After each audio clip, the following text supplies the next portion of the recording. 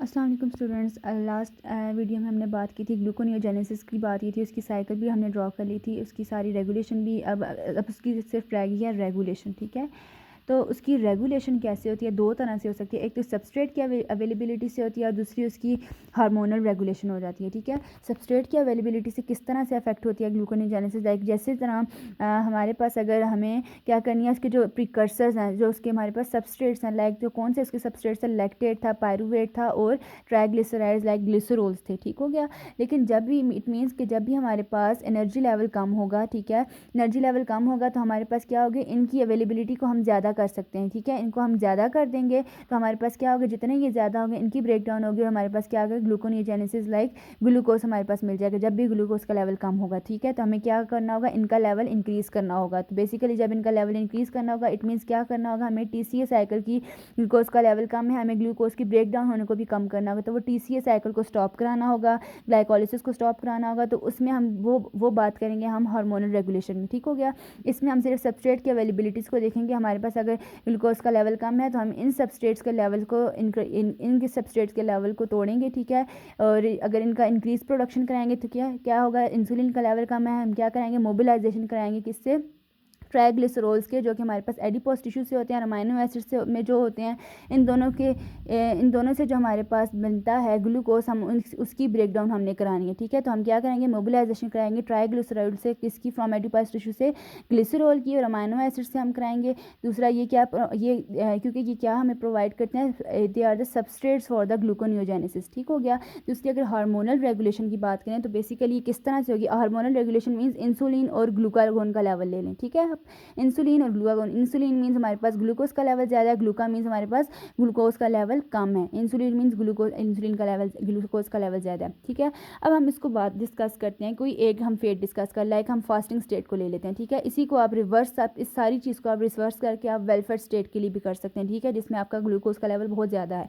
Fasting state में हमारे पास glucose का लेवल कम होता है। ठीक है, मीन्स इंसुलिन का लेवल कम है, और ग्लूकागॉन मीन्स जिसमें ग्लूकोज लॉस है, गॉन है, तो उसका लेवल ज़्यादा है। ठीक हो गया।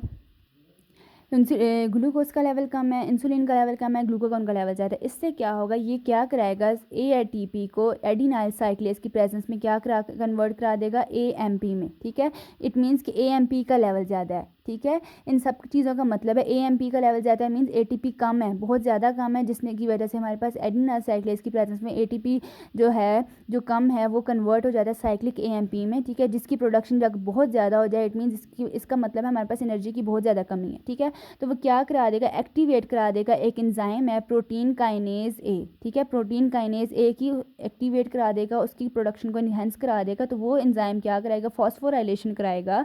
और क्या करा देगा, फॉस्फोराइलेशन का मतलब है हमेशा energy steps, energy producing steps को स्टॉप कर देना। ठीक है, एनर्जी प्रोड्यूसिंग स्टेप्स हमारे पास कौन से बनते हैं, एक तो ग्लाइकोलिसिस है, दूसरी टीसीए साइकिल है। तो क्या करा देगा, फॉस्फोराइलेशन करा देगा 2 स्टेप्स ऑफ ग्लाइकोलिसिस की। कौन से ग्लाइकोलिसिस के स्टेप हैं, जो कि इरिवर्सिबल होंगे। इरिवर्सिबल स्टेप्स ग्लाइकोलिसिस के 3 ये थे, जिसमें से एक था एंड वाला स्टेप, जिसमें फॉस्फोइनोल पायरूवेट कन्वर्ट हो जाता है पायरूवेट में in the presence of the enzyme pyruvate kinase. तो ये क्या करेगा, फॉस्फोराइलेशन करा के इस एंजाइम को क्या करा देगा, इनहिबिट करा देगा। जब ये इनहिबिट हो जाएगा, इट मीन्स हमारे पास फॉस्फोइनोल पायरूवेट में कन्वर्ट नहीं होगा। जब वो कन्वर्ट नहीं होगा, इट मीन्स ग्लाइकोलिसिस नहीं होगी। ग्लाइकोलिसिस नहीं होगी, इट मीन्स हमारे पास उसकी लॉस नहीं होगा। ठीक हो गया। दूसरी बात अगर हम बात करते हैं, इट मीन्स कि ग्लाइकोलिसिस प्रोसीड नहीं हो रही, ग्लाइकोलिसिस प्रोसीड नहीं हो रही, हमें क्या चाहिए, हमें ग्लूकोनियोजेनेसिस चाहिए। मीन्स हमें ग्लूकोज की प्रोडक्शन चाहिए, ग्लूकोज का ब्रेक डाउन नहीं चाहिए। तो हम क्या करेंगे, इस एंजाइम को इनएक्टिवेट करा दिया हमने, ग्लाइकोलिसिस को स्टॉप करा दिया। तो हम क्या होगा, ये स्टेप क्या होगा, रिवर्स हो जाएगा। ठीक है, रिवर्स हो जाएगा, it means reversal of the cycle is gluconeogenesis. तो ये रिवर्स होगा in the presence of the, यहाँ पे एंजाइम था फॉस्फेट पायरूवेट काइनेज। तो हमने किसकी प्रेजेंस में इसके रिवर्सल कराया था, वो एक कॉम्प्लेक्स सा एंजाइम था pyruvate phosphoenol pyruvate carboxylase kinase की प्रेजेंस में हमने इस स्टेप को रिवर्स करा दिया था। ठीक हो गया।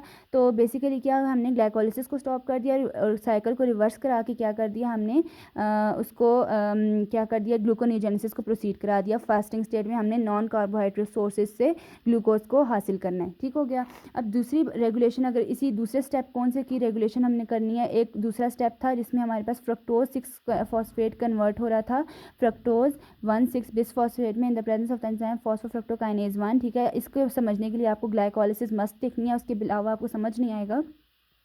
फॉस्फोफ्रक्टोकाइनेज हमने ये भी बात की थी कि कुछ टाइम में एक इसका फ्रक्टोज 6 फॉस्फेट से एक साइड प्रोडक्ट बनता है जिसका नाम है फ्रक्टोज 2 6 बाई बिसफॉस्फेट। वो किस एंजाइम की प्रेजेंस में होता है? फॉस्फोफ्रक्टोकाइनेज 2 की एंजाइम की प्रेजेंस में, ठीक है।